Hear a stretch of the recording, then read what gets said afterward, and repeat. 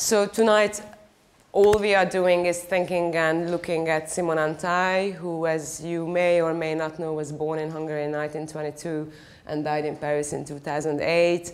And the work itself, the Oeuvres, is a very typical and quite outstanding crossing through various styles, isms, movements, starting here in Budapest in the 1940s, then after his move to Paris in 1948, where he was associated with the Surrealists, but he was also doing lyrical abstract paintings in the style of post-war European art. And then from 1960, he started, and I can actually get the next slide, thank you. He started to create works through folding, his very special style of abstraction. I will explain what it is as soon as we get there. This, in the previous image, you could see him sitting on the steps of his house in Meun. Meun is not very far from Paris. It's a very tiny village. It's a hamlet, if you like, where he purchased the house in 1965 and moved there in 66 and lived there over a decade in total isolation, if you like, in a kind of exile, or he at least loved to refer to exile, but of course exile, being in exile, being isolated, working alone is the greatest trope of classical modernism, right? If you think about Samuel Beckett, being in exile, being isolated from everything else and working alone in a studio is really a kind of late modernist trope which he lived to the fullest. What you see here is from the house, from the studio wall. And what you see here are essentially two artists, two references, the most important references for him throughout his practice. And one is obviously Paul Cézanne, and you can see a portrait, a self-portrait, a photograph, not very well, a very famous photograph, and Cézanne sits in front of the great bathers in his studio in Les Louvres, Aix-en-Provence, outside of Aix-en-Provence. And then you can see the very same painting, The Great Bathers, right there.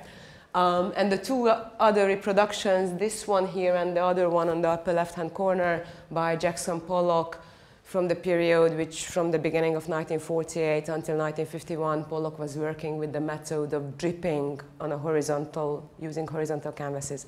There is one missing link here, only one, because Cézanne and Pollock remained a primordial reference for Hantai's oeuvre. The third one, who is not here, is Henri Matisse. And I will talk about Matisse, and I will try to kind of situate Hantai in what is called in the French literature as l'effet, the Matisse effect, right? Because Matisse's influence, especially the late Matisse's influence, when Matisse in the 1940s started to cut out large paper gouaches, right? And worked on the architectural project of the chapel in Vence. The late Matisse created an enormous amount of followers and created a kind of effect in post-war French painting. And Hantai was one of the single most important artists who reworked Matisse's kind of influence, Matisse's play with architecture, color, and light in post-war European art. So we have Cézanne, we have Pollock, and we will have Matisse. You will see these artists kind of, showing up in the slides. But let's start where he started, and the next slide actually takes us to the A to Z kind of, trajectory. And I am personally very reluctant to think about Hantai as someone who started with figurative painting and then went into abstraction. These shifts, as much as they are very representative or seemingly easy to tackle, right, from figure to abstraction, so I would not want to suggest that the whole oeuvre consisted of this shift, but nonetheless, it is very important to kind of, see these two slides. One from 1947, a self-portrait, when you can see him standing in front of a canvas, a white canvas, when you can see the very classical, almost like Picasso's neoclassical style, a muse, right, standing behind him. And on the other end, you have a large painting called Tabula, tabula like tableau or tabla, coming from the Latin Greek word, which can be also a surface on which one writes, right? Something what is a surface of inscription, whether pictorial inscription or graphic inscription, which is a very, very large scale, violet, folded, abstract, giant canvas. What happens is not just a mere transition from figure to abstraction. and geometric abstraction to a certain extent, because what you see obviously is a grid structure, but also there is a shift here. From the easel, the verticality of the easel, when one stands in front of an easel and creates a painting, a self-portrait, we are going to a very horizontal domain of painting, because the folded tabula on the right side was created while he was sitting on the studio floor, knotting the canvas, as in the classic technique of the batik. And if we go one ahead, you can see this facing the frontoparallel direction of vision, right? We are seeing, confronting him and the easel. And then let's go to the next one. And here you can see a few not so great quality slides, but you can see, you see the folded canvas, the verso of the folded canvas. You can see him kind of working on the floor. So we have from figure to abstraction. We have painting vertically, representative painting, and then the almost folkloric, physical, manual labor of knotting, folding, and then painting from vertical to horizontal. And if we go back to, shall we go back to, yeah, one more? Yeah, thank you. Then you can see that one thing, however, is very similar. Both paintings are very strongly, they are playing on color, and they are absolutely unashamedly decorative.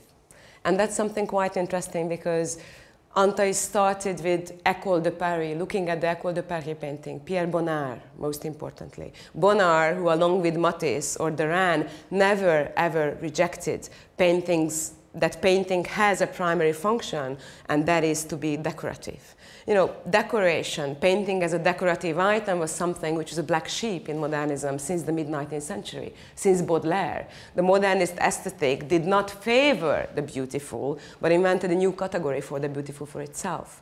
Matisse, notoriously, Bonnard as well, kind of maintained that painting, modernist painting, can be both radical and decorative at the same time.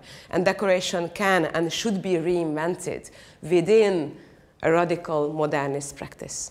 So Hantai's kind of emphasis on something which looks like, I always told him that, you know, the tabulas look like as if they would be, you know, tablecloths. And he said that, yes, tablecloths, napkins, right? Decorative textiles. This almost simplistic, right? Seemingly simplistic decorative aspect of the work is right there in 1974, and it's also there in 1947 with the stripe, the slipper, which is decorated with stripes, or the checkered, kind of very Bonnard-like, you know, Bonnard's grids, colorful grids-like structure. Okay, so let's start looking. I set up, you know, this trajectory with the 1947 self-portrait and the 1974 great, great abstract canvas. So let's start looking at the early works. And the early works, and I have absolutely no idea what happened with the inscriptions, but you just have to believe me that this is group portrait. Or joie de vivre, which is interestingly also a nod to Matisse. Matisse's famous bonheur de vivre, or joie de vivre, which is in the Barnes collection. I wanted to say that in the Barnes collection in Marion, Pennsylvania, but unfortunately they just moved the Barnes collection and they built a new building for it, so it's in Philadelphia now. Look at this painting. You do realize that there is a frieze-like arrangement that's Hantai, or according to other people, is a friend, Paul Böhm, another Hungarian painter, but every figure who you see is more or less identifiable. And what you see here is a very large-scale oil-on-canvas painting whose colors may, and they actually should remind you, of the frescoes of Fra Angelico, or 15th and 14th century Italian Renaissance kind of mural paintings. Go to the next one, please. I'm not sure you can see this very well, but again, very similar. Large-scale mural, horizontal, frieze-like arrangement, like the heads are in one line, almost like in the wall paintings of Renaissance churches. This is a little bit dark. Again, you have the canvas, the painted canvas. Go to the next one. This is 47 too, and this is 49, and it looks really atrocious on the projected screen, which I have to apologize for.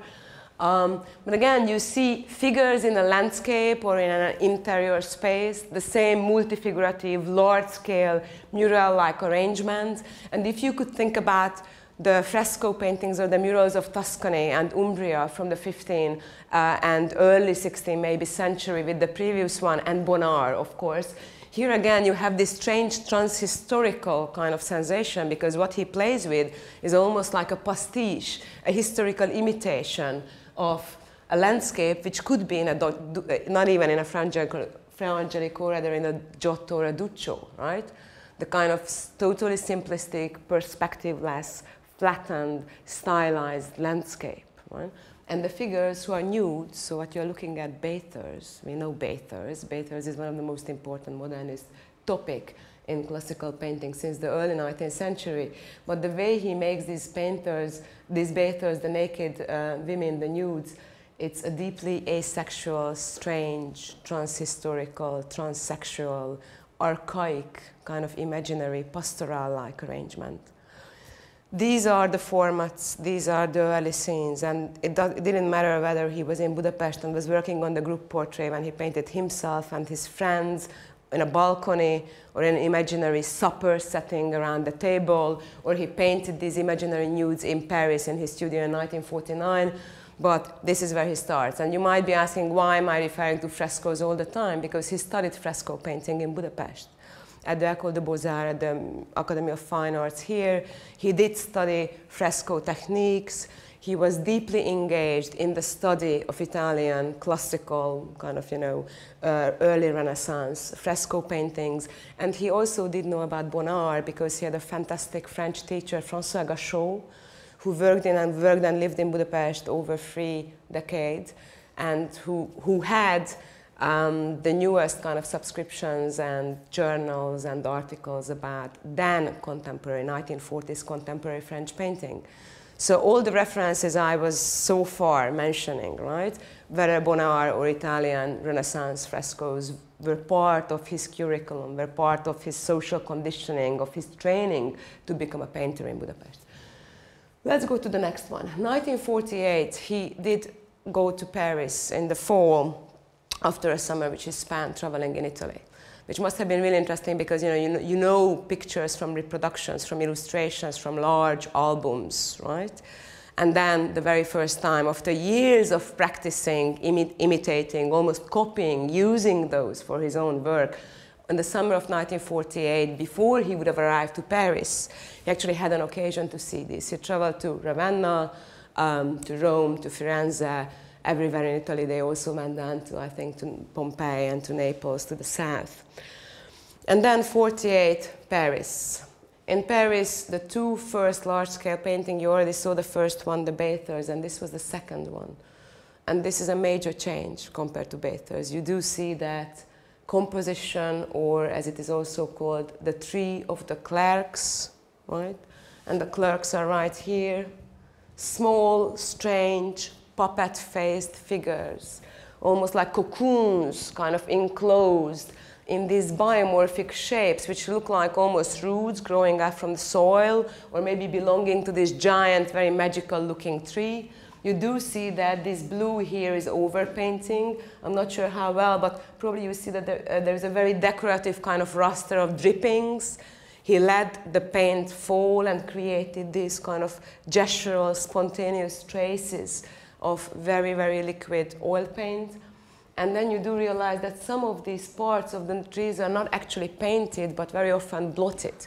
He put the oil paint on and then applying a sheet of paper, or even it could be glass, any other flat surface, and then the still wet paint was blotted. The suction created these strange shapes on the canvas, removed some of the paint. Not just painting, but scraping, blotting, also folding the canvas on certain parts, which is called decalcomany. And if you go to the next painting, you will see a quite obvious similarity. This is a much better reproduction. This is a Max Ernst. None of the captions are up, but the good thing is that I know the titles and the dates.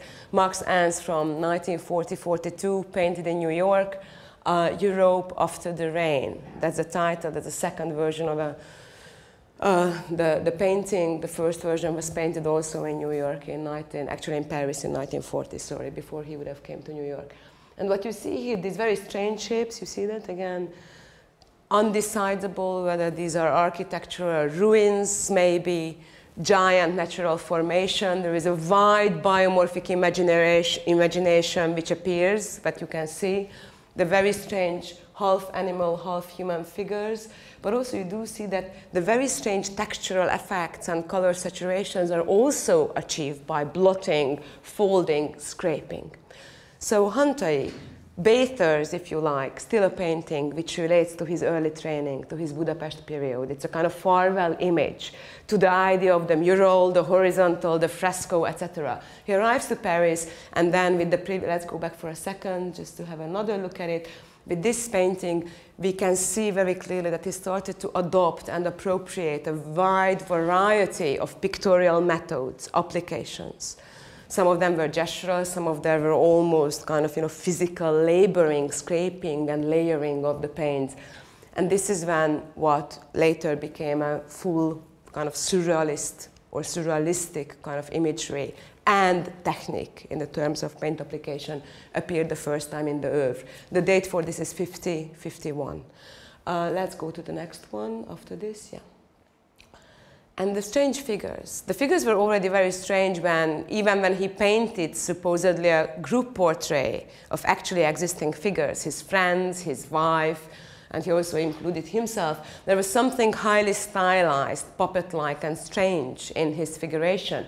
With the Bathers, you could see that those nudes became almost kind of fairy-like, strangely uncanny. This uncanny, and I'm using a word which of course comes from Sigmund Freud's very famous 1999 text, and the uncanny, which was, the unheimlich, which was the single most important reference for André Breton, the Pope of Surrealism since 1924 when he published the Surrealist Manifesto. The Surrealists were deeply engaged with the idea of the uncanny. How do you represent a figure, right? But somehow the representation of the figure is tainted or contaminated by different things. First, an almost childlike, primitivistic impulse. Look at this. These drawings, these are actually oil, both this one is on paper, this one is on canvas, but they both look like as if they would play with the artificiality or the primitive of children's drawing, right? A very stylized, simple kind of representation.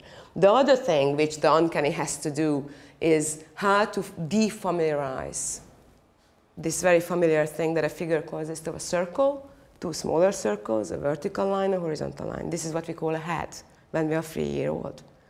He's using this very same thing, but then the figure is undone, destabilized, defamiliarized by a series of different things. Here, the raster, the color stripes, the geometry, which creates an overlay, right, makes the figure into a kind of fragmented motif. And here, what you see is actual drips. He made first the work and then taking white paint, white drip paint, kind of scattered, right, splashed, if you like, poured the white paint over it, creating this second layer. They both look like as if they would be decaying, and they look like imaginary figures, beasts, strange kind of, lettres fabuleux, as they were called. There is magic or visionary creatures, that was their name. Both of them from 1950-51, the exact same time when he created the large painting, Tree of the Clags. And if you go to the next one, you will see that from those relatively small scale studies, I try to keep the scale in the presentation more or less reflective of the actual scale of the works. So the previous two small works from 50-51 are actually much, much smaller than this one. This is still a medium-sized painting called Painting or Composition, which is very frustrating, but very often in Hantai's case, the original titles, even when he gave original titles to some of the paintings, were later removed by him. This was one of the many revisions, rewritings of his own pictorial oeuvre, which he exercised. Let's go to the next one. This is actually in the Guggenheim's collection in New York. It was on view this summer, an exhibition called Art of Another Kind, where Hantai, Georges Mathieu, and a painting by Judith Regg, which was Kalman, had a lot to do with that painting, the donation of that painting to the Guggenheim. They were on view in New York for over 2 months. What you see here is called Cut Emerald Eye, and it's a figure which is a figure but also a bird-like, strange, imaginary, phantasmagorical creature. not unlike the creatures in Max Ernst, who painted very often half-human, half-bird-like creatures.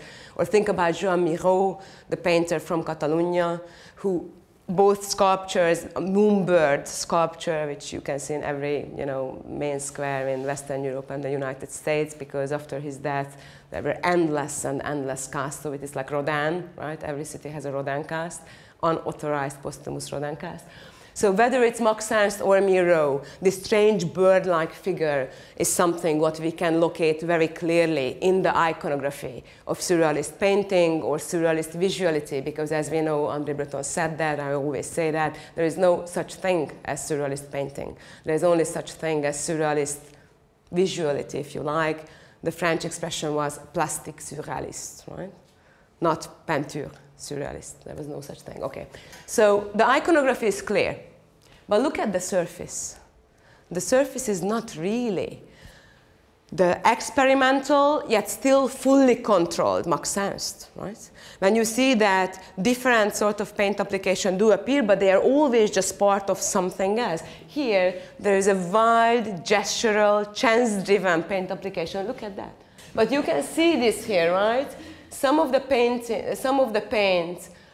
this looks like as if it would be an ancient wall painting. It's scraped, it's blotted, and then you can see both the black, the blue, and the white streams of paint, which are defacing the figure, which are undoing the figure. Not only that, already we have a question, is this a human, is this a bird? It's also somewhat strange, kind of, erotic, very phallic with these wings or whatever they are. So there's the erotically charged, biomorphic, strange bird-like creature, which is one level of ambiguity. And then the second is, when you look at the paint application, you do realize that some of the paint, the way it was applied, was random, and in other cases, very strongly, fully premeditated. This has nothing to do with surrealism. Right? Never in post-war surrealism would have never anyone let the paint to deface a figure to such extent. What do we see here in 1950? We do see that Hantai is not just looking at surrealist painting, that's too easy. Matta, Miró, and Max Ernst, who are showing in Paris, especially after 1948, by the time Breton and everyone came back from New York and they reclaimed or regrouped the surrealist group. But he's also looking at lyrical abstraction, at painting which was called informal, informalismo, right? Which existed both in post-war Spain, England, and France, and which was artists who were laboring very much like abstract expressionism or gestural action painting in the United States, in New York, where dripping all sorts of random paint applications also became part of the language of post-war painting. So post-war abstraction and surrealism merged into one. This is what you see here. Let's go to the next one. Because if abstract and figurative kind of coexist, or the techniques taken or appropriated from lyrical abstraction and informal painting at a time, drips, etc., and the surrealist iconography coexist, here you can see another coexistence. Geometric, abstract, grid-like color raster, right? Strict, arranged, a prearranged, systematic kind of color field, full of small painting within the paintings, which are, again, undecidable. Are they calligraphic abstract, kind of, little cocoon-like enclosures? Are they maybe roots, bird's nest, right? A lot of the kind of the ambiguity, right, at the level of representation, yet again, reappears.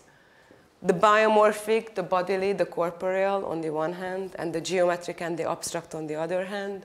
The earth-toned, dirty, brownish, greenish, and the brightly, artificially colored on the other hand. You do see that what he plays with is a very strong experimentation, different sorts of representational regimes, paint applications, everything which is available in Paris in the early 1950s becomes, or these things come together in different sorts of amalgams in different paintings. And if you go to the next one, again, 1951, you do realize that we have absolutely no idea. Are we looking underground, right? Are we looking at some excavation-like thing? Are these birds' nests, maybe entrails? Are we inside of the body? Are we inside of some natural formation? You do realize that the whole painting, the pictorial field, becomes really a kind of work field when different sorts of representation and applications all coexist. Next one. Here's something changes. You look at these almost mechanomorphic things which look like cubes. These here, if you do think about maybe Marcel Duchamp and Marcel Duchamp's large glass, the definitely unfinished masterpiece, when he was using technical drawings, right? Machine parts, mechanomorphic fragments, he's looking at Duchamp too. Of course, he is looking at pretty much everyone.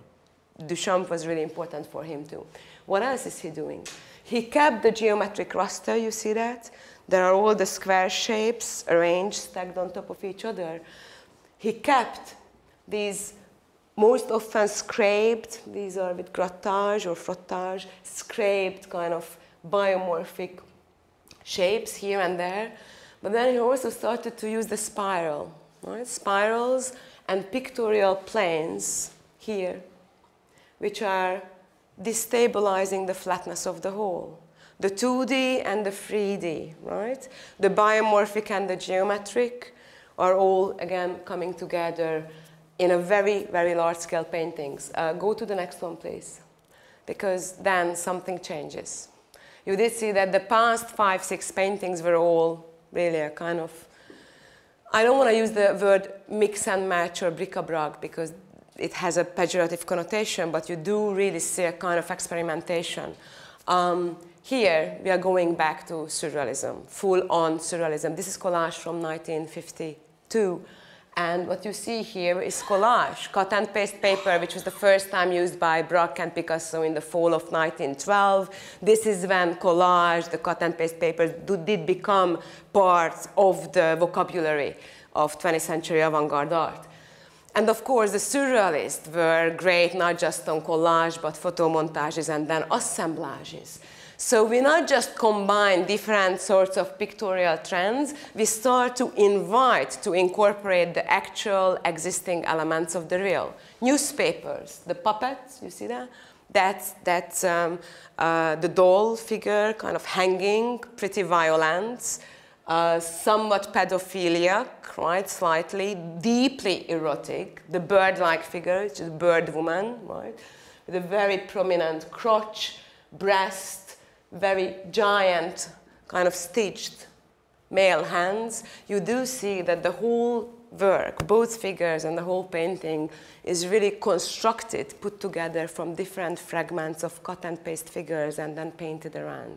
He does construct an imaginary world using the collage. If you go to the next one, you do see that he's getting away from the flat, the two-dimensional.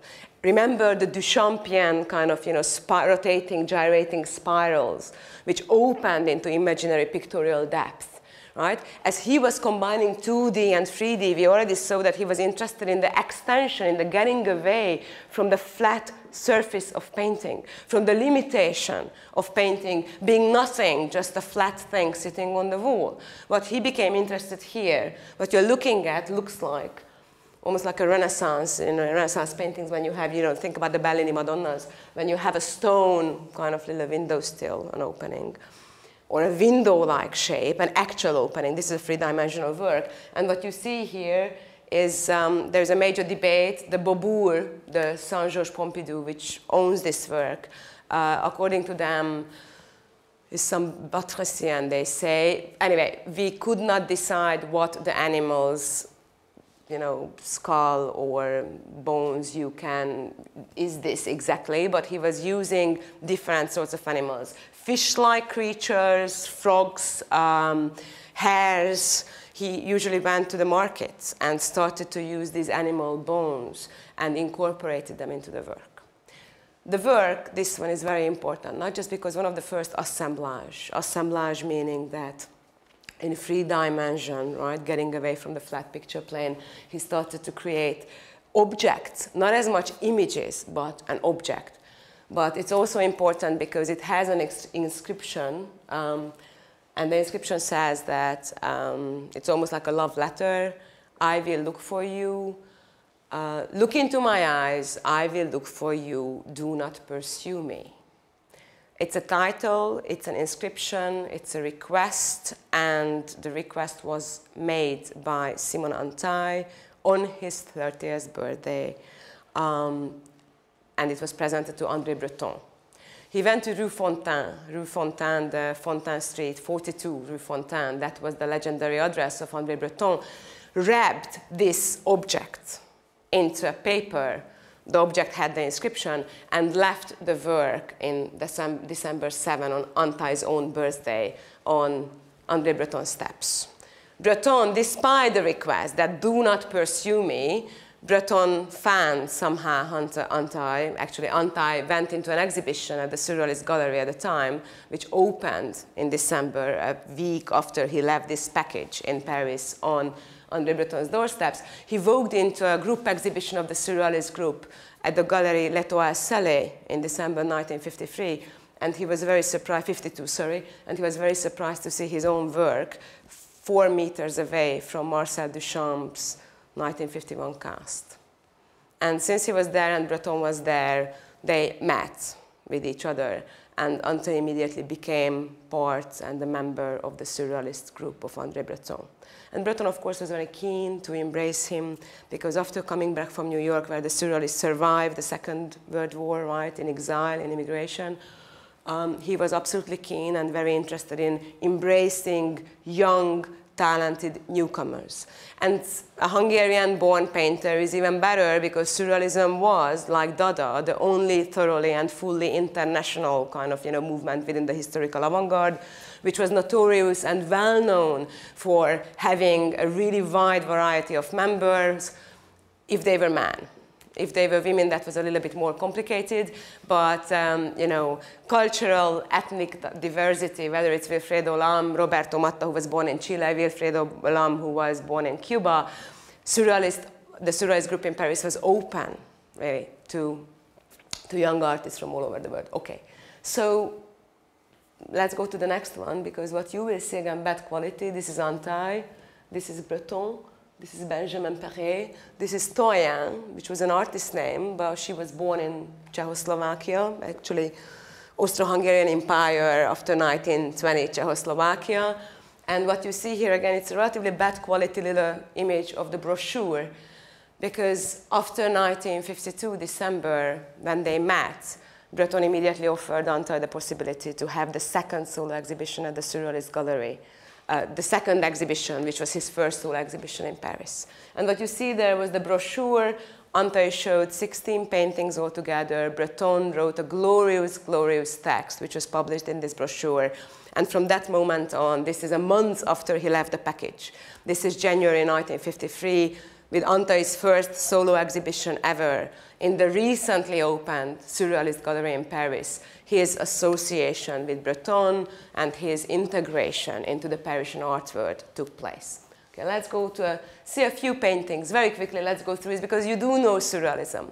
And we can go back just for 1 second, just to see the cobalt blue egg on which collective Narcissus, of course, who falls in love with his own reflection. Narcissus, who was famously painted by Dali, but also Miro, Joan Miro made a whole series of graphic works using the figure, the mythological figure of Narcissus in the 1930s. Another, if you go to the next one, you can see another assemblage. You see again these scraped motifs, which we see in every early 50s Parisian painting, right? Whether they were entrails or the insides of a human body, or they were some strange vegetal images.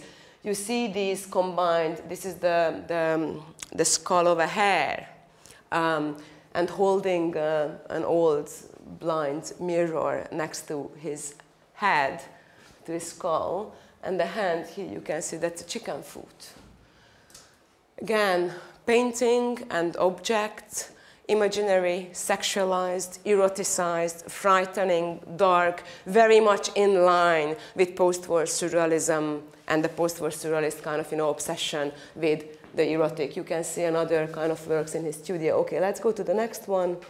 And this is female mirror number 2, when the very violent. So until this point, we did see that the erotic or the sexual identity of the figures was very pronounced, but deeply undecidable, right? We couldn't necessarily locate these figures within any of the sexes safely enough. Here, again, this somewhat, it says female mirror, and the protagonist, the male protagonist, these three figures appear to be females indeed, but then the rest, all those kind of, testicle or phallic shapes floating, interpenetrating each other, painted in extremely beautiful colors, almost as if, again, the fresques. Think about Fra Angelico or think about Grunewald, right? Think about Renaissance, Italian or Nordic painting. We are talking about 14th, 15th century colors. Absolutely highly saturated, beautiful colors reappear again in his palette, which makes the image even more complicated because, of course, we are enchanted. Right? There is decoration, there is enchantment, there is a seduction at the level of the chroma of colors. But then we are also deeply repulsed because what you see is quite abject, violent, and erotic. Not sexy, but disturbingly erotic. And of course, again, the assemblage, the painted and the object-based, right, the put together reappear. Okay, let's go to the next one. And here then, what seemed like a great collaboration between Hantai and André Breton's Surrealist group very briefly, lasted only for a very brief period of time, and in 1955, Hantai in March left Breton. But even before this break, when they stopped talking to each other and Hantai absolutely broke his connection with the Surrealist group, even before that, this is 1952, he started to 2 or 3, you see the captions, right? 1953. 3, okay. So it's not 2 or 3, but at the time he's still a Surrealist. He started to create paintings like this. Paintings which have nothing whatsoever to do with the Surrealist figuration, the Surrealist uncanny, the dark eroticism of Breton, etc. This is a gestural abstract painting. If you would not know that this is Simon Hantai, you might, or you could take an educated guess, and you would say that this is, of course, Jackson Pollock, because what you see is obviously something painted on the horizontal, you see. That is, the canvas was on the horizontal, and then the liquid, not artist paint, because, of course, you do know that artist paint has the consistency of a toothpaste. You cannot drip. It does not have the viscosity or the liquidity. It's not fluid enough. Hantai started to embrace not oil paint, but all sorts of industrial materials, which he thinned, right? He made them fluid enough so they could actually drip and splash on the surface. And then you also see that there is industrial varnishes, which yellowed, became amber colored, right? Also applied with a gestural kind of free-floating application. So let's go to the next one, because I wanted to give you, and it doesn't look very good, but you see the most important thing. This is number 8 by Jackson Pollock. Number 8, which was the very first actual Pollock, which was on view in Paris. Jackson Pollock's first exhibition took place in 1952, March, in the Studio Facchetti, which was a private exhibition space in Paris. And it was a very small show and very, very poorly received because, of course, the French art world was not necessarily ready to a kind of painting which is so unformed, so unsophisticated, so savage. A painting which is done on the floor, which is very far from the fine art of paint, even when it plays with widely sexual figures, but it still has to do with the classical orthodox function of painting, which was for over 1,000 years the major function of painting, to represent, to become, to imitate. So Pollock was a shock in Paris, but Hantai's kind of, interest in Pollock. Hantai is interested in that kind of painting. When painting is not happening with a fixed vertical surface on the wall or on an easel, but painting comes down to the floor, and think about this as a metaphorical switch. Not just a mere change in how one creates, but also painting is debased. Painting is where your shoes are, right? It's not fine, it's not sophisticated, it's not controlled. It is the place, as Georges Bataille, the great surrealist, would have said, when we spit. That's the floor, right? It's within the hierarchy of space, what we cohabit or inhabit. Working on the floor, the horizontal application or production of paint is something much lower than doing paint on the wall. Okay, so let's go to the next one, because you do see Pollock's coming. Pollock's kind of slow but very sure kind of, appearance, Pollock's influence or impact, or the impact of the horizontal and the gestural, the random, the chance-driven application of paint. And then you can see that those figures which you could see in the disturbingly erotic female mirror, you see those slightly phallic, bird-like body parts, again, a strange kind of intensely kind of woven web of these colored figures.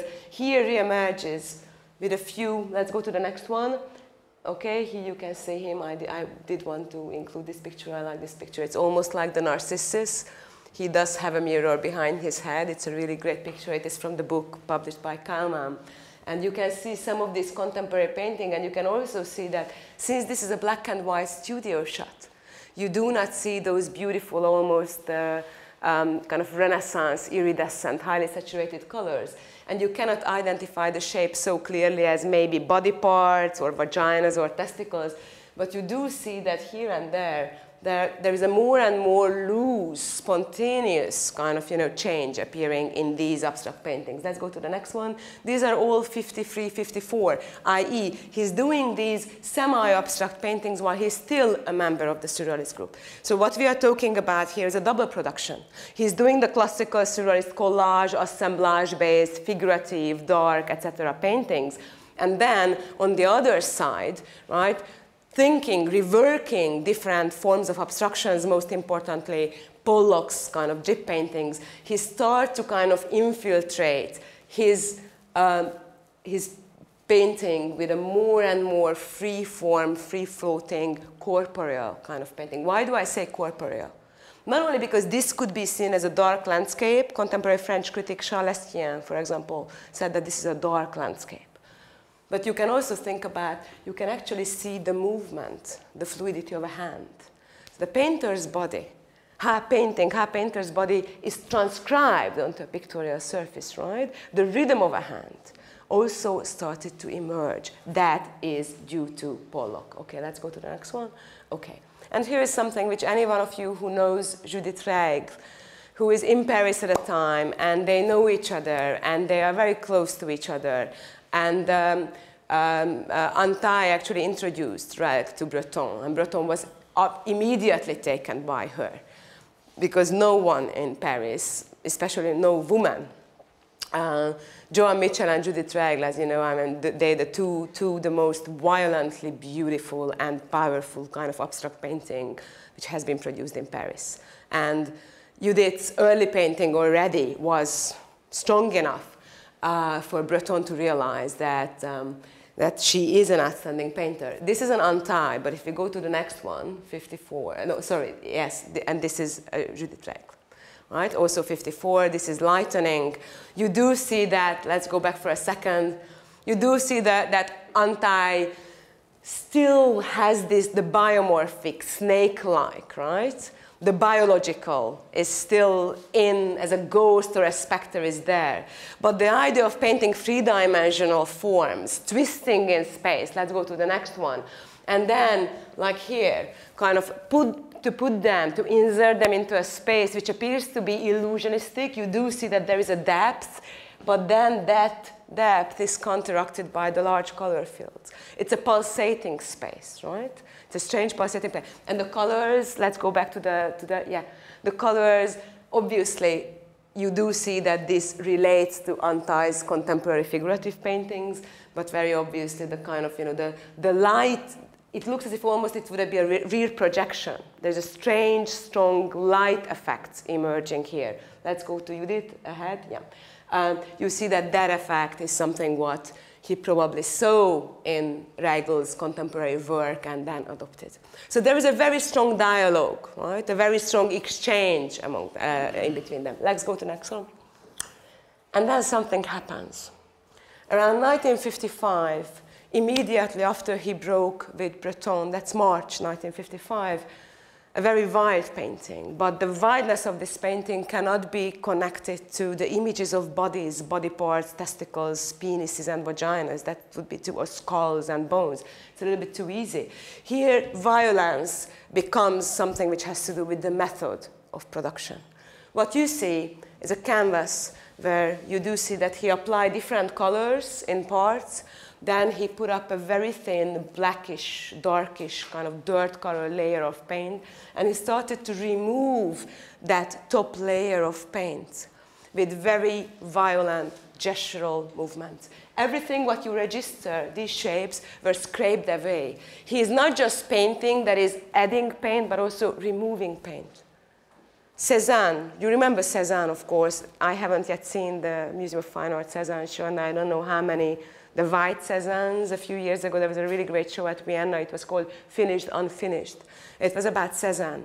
Cézanne, the first painter in the history of great modernist painting, who left the canvas, the bare canvas, the white canvas there, and made the white of the canvas. That's why the question is it finished or unfinished? And very often it was finished, because it was shown at Ambroise Vollard in 1895. He sent it to Paris from Aix. He finished it, but he left the unpainted white canvas as a constitutive part of the whole. He activated the reserve. He activated the blank area. Right? He painted via negativa, because Western painting was about how to fill the surface, how to cover the white canvas. He did the opposite. Hantai not only, obviously, already learned all the different sorts of techniques of the Surrealist paint applications. We did see that already. I'm not reiterating that. But what's happening, he also, there's also a kind of little Cézanne flicker here, that the removal of the paints, right? Not what is painted, but what is not painted. This is what becomes constitutive. This is what creates the shapes. Let's go to the next one. Okay, and this is a very large canvas, and it doesn't just look large because on the screen, but it is large on its own, and this is sex prime. And for the French speakers, sex prime is, of course, a homonymy, and it's one of those beautiful linguistic puns which Simon Hantai was deeply fond of, very much like Marcel Duchamp, right? The greatest of the linguistic kind of, the greatest player of language in the history of the 20th century. Sex prime is written S-E-X-E-P-R-I-M-E. But if I say sex prime in French, it means that something explains itself, right? So it has to do with explication, right? And it has to do with sexuality. The painting was painted in September 18, 1955, during an afternoon of erotic fascinations. Quick painting, right? And look at this. Almost, again, going back to Freud, right? Erotic desire, sexual libido as a source of energy, transcribed into the canvas. This painting is larger than this wall. Imagine yourself working on one afternoon with a really vehement, kind of, furious, animated kind of energy, something which obviously has to do with sexuality, at least according to Freud, who did believe that, libido is something which has to do with the creative process, right? Again, this calligraphic, wild, corporal gesticulation, what you see here. And if you go to the next canvas and the previous and this one, these canvases were on view in 1956 at an exhibition which was dedicated to a great French linguist, one of Marcel Duchamp and André Breton's favorite, whose name was Jean-Pierre Brisset, who in 1900 published a work which was called The Science of God, where he believed that he can explain the origin of God and the origin of the word, our word as we know it, through linguistic games. And he goes on for 1.5 pages. You can find it on Google. Gallica, the great French website, has it. Probably there is no copyright, and there's not a lot of people who want to read The Science of God by Jean-Pierre Brisset. But there are one page where he writes about the fact that the word sex, according to him, we all come from frogs. And when frogs speak to each other, it's highly entertaining and absolutely zany, as you can imagine. When frogs talk to each other, je, ce, que, ce, finally, frogs dialoguing among each other find the word sex. Right? This is sex prime. Language libido, corporeal, gestural, obstruction, play, a lot of things, right? And the science of God, because Brisset did believe in God. You do see that these are the things which were absolutely against surrealism. God does not exist, according to André Breton. Although Hantai uses a book which only has, the science of God in its title, but it's still he was a deeply religious man who wanted to combine in an idiosyncratic way the understanding of the word with a strange kind of idiosyncratic theology and language games, right? Everything which he did, this kind of painting, gestural, abstract, corporeal, American, as it was seen in Paris at the time. And referring to Jean-Pierre Brisset, these were the things, these were the references which opposed André Breton. So kind of choosing these, going to this kind of large-scale, monumental, very masculine, very monumental abstraction was part of his kind of farewell or departure from the paradigm of surrealism. Okay, let's go to the next one.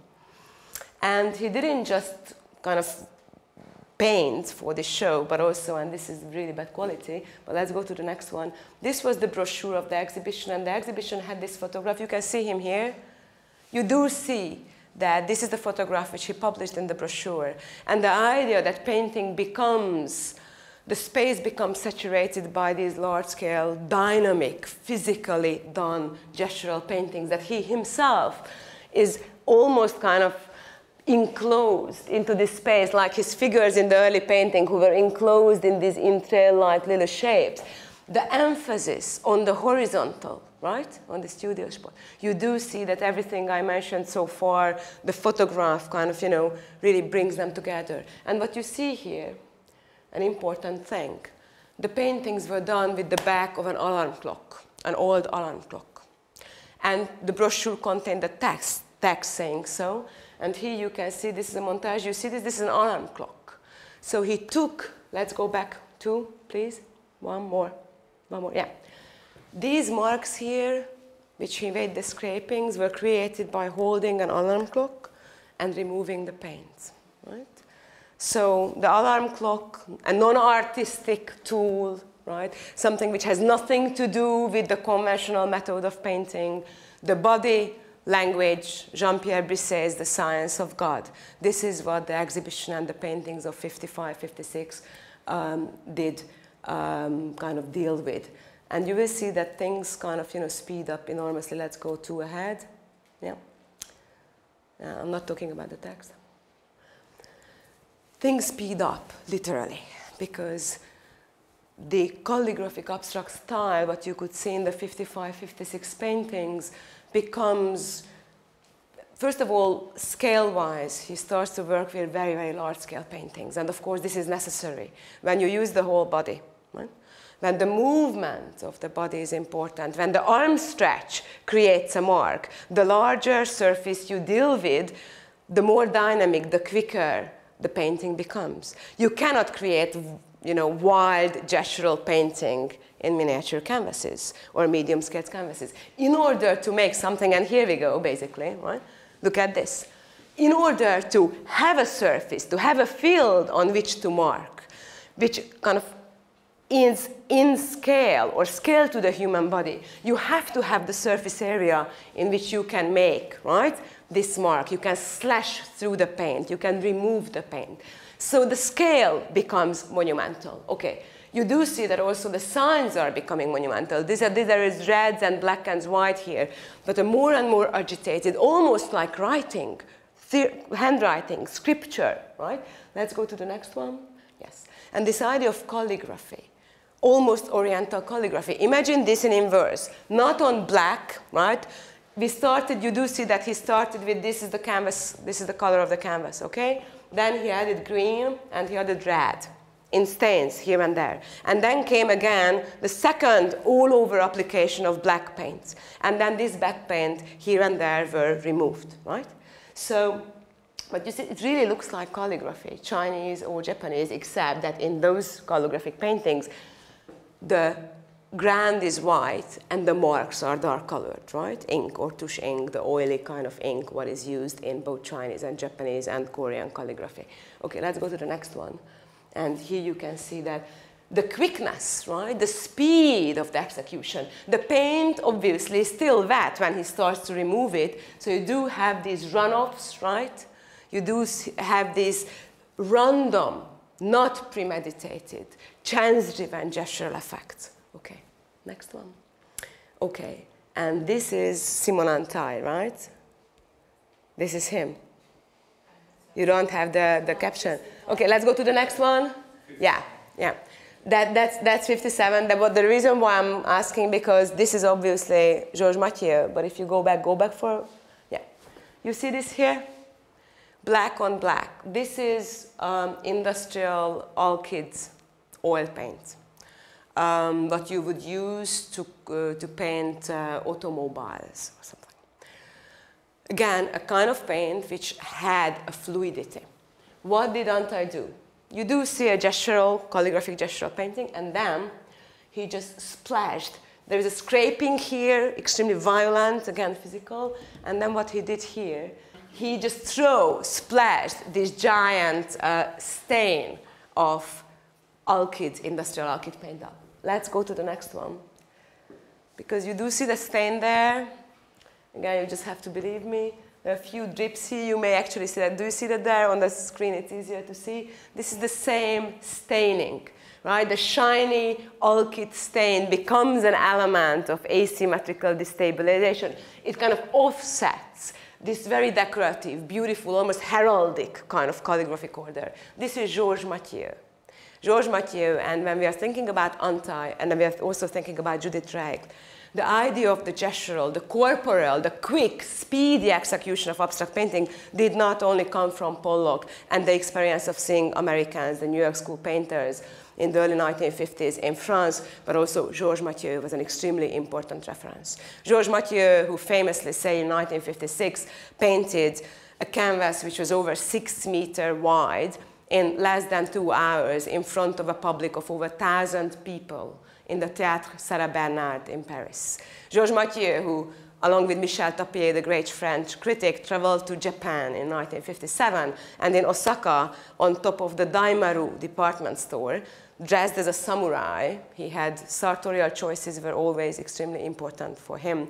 Dressed as a samurai, he painted yet another monumental canvas from scratch in less than 40 minutes, right?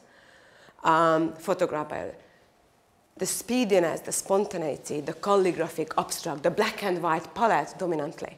You see the change from Sex Prime to Hantai with 56, 50. This is all have to do with his friendship with Georges Mathieu.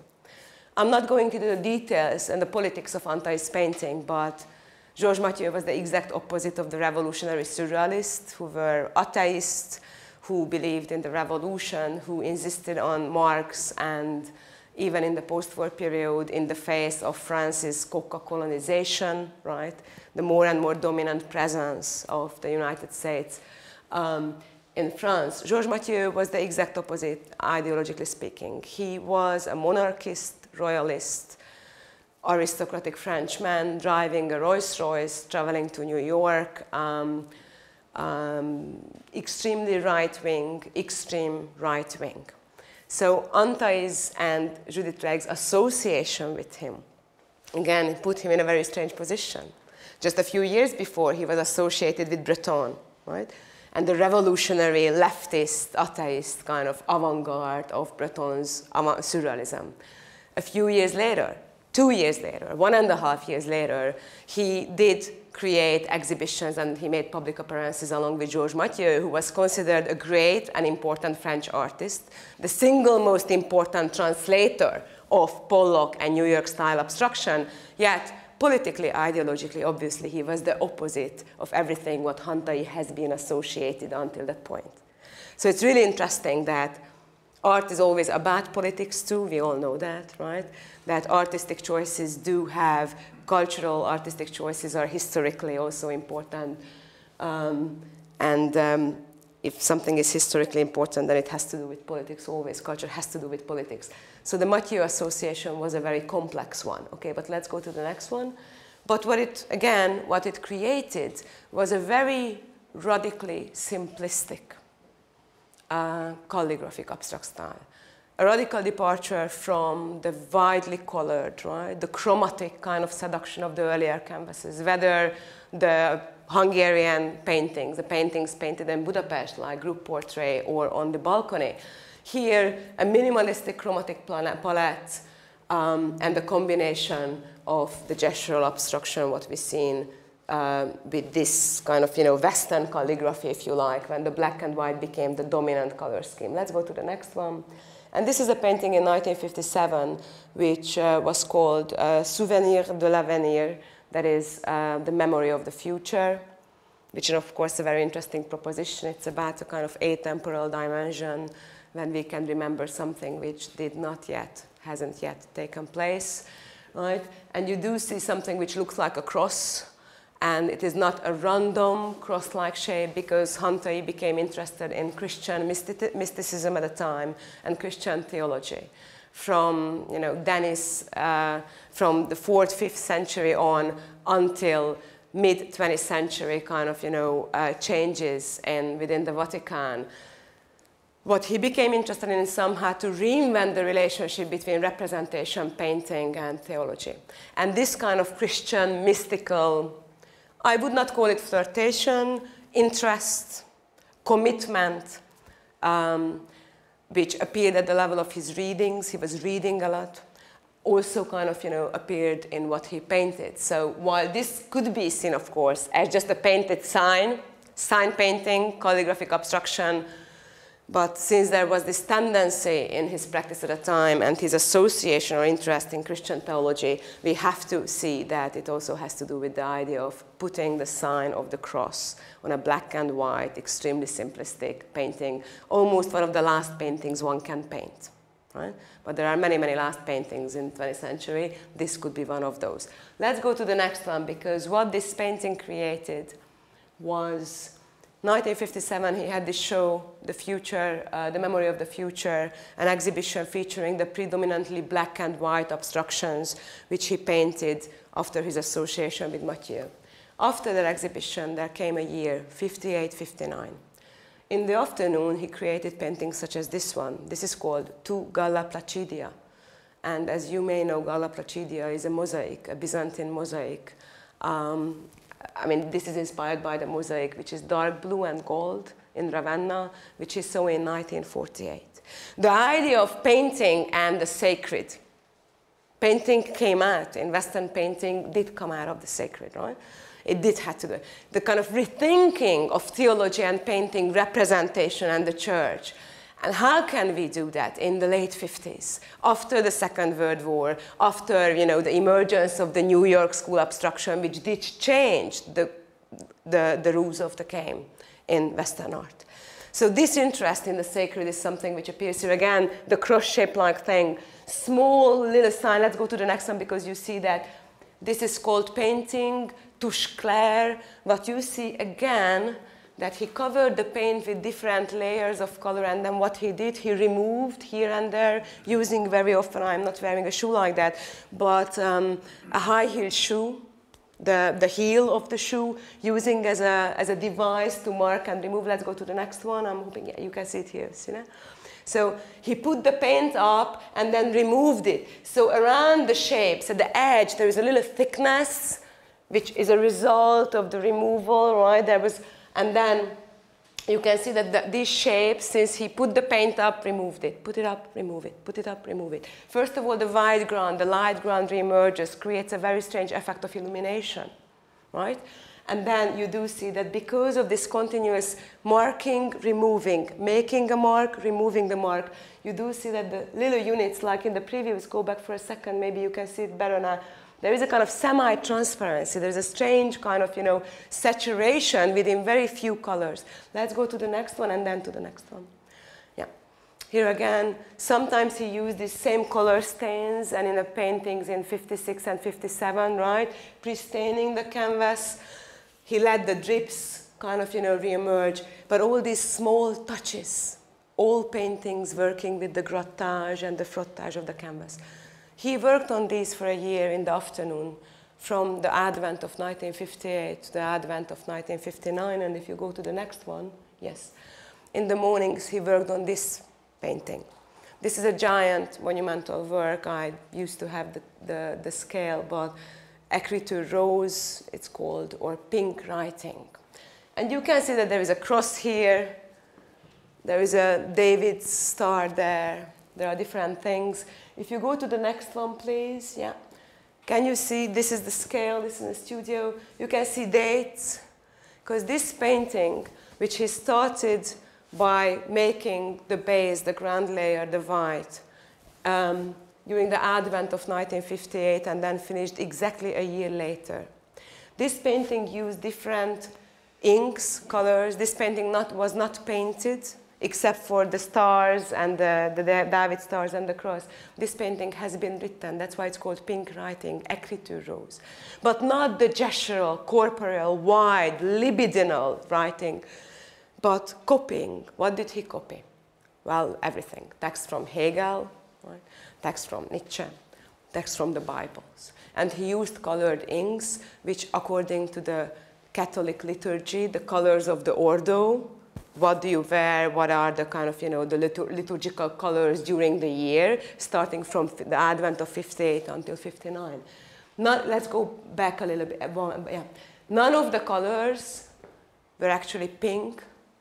Right? There were no pink among these colors, but after a year, every morning he was copying this text. He also marked the dates of his own life, which is really interesting because on the one hand, the texts were philosophical texts and texts from Western theology.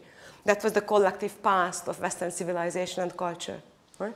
From the Bible to Hegel. On the other hand, he wrote his own dates, the dates of his own life, almost to somehow negotiating private memory, one's own life, the personal, within Western art and culture, creating a diary, creating a giant journal, a big prayer book, if you like, right? It's a very strange document. It is a painting which has not been painting, but has been written. And it's a painting which, despite the title, pink writing, écriture rose, as I said, no pink at all. What happens, however, and I would just suggest you to go in May to Paris and see it when the retrospective exhibition will open at the Beaubourg, and usually actually it's on view in the Musée National d'Art Moderne in Paris. You will actually see the pink to emerge out of the differently colored inks, from black, from green, from red, from blue. Pink is not there, because of course you do know that color is a very tricky matter. Color is relational. Color is dynamic. Color is interactive. Sometimes you do see colors which are not materially there, but the pink becomes a color which kind of borns or emerges from the interaction of the existing colors and the light, the surrounding light. Color, the pink, is a device of illumination. And since he's interested in the sacred, right? He's interested in the memory of Western art, you have to think about this color also in a certain way as, not just illumination symbolically, but it's actually, physiologically, is a form of illumination to see, to realize that what you're looking at becomes pink. He finished this painting in 1959, December, and in January 1960, he started to fold, to knot, to use the technique of batik. So if we need to take a break, when you can take a major rupture, not just because the 2-volume, what Kalman published, the first volume ends with this painting, but if there is a very radical discontinuity in his pictorial practice, is after this painting, which is of course a form of self-analysis, right? It is a kind of painting after which you need to change your life, as Rainer Maria Rilke suggested to all of us.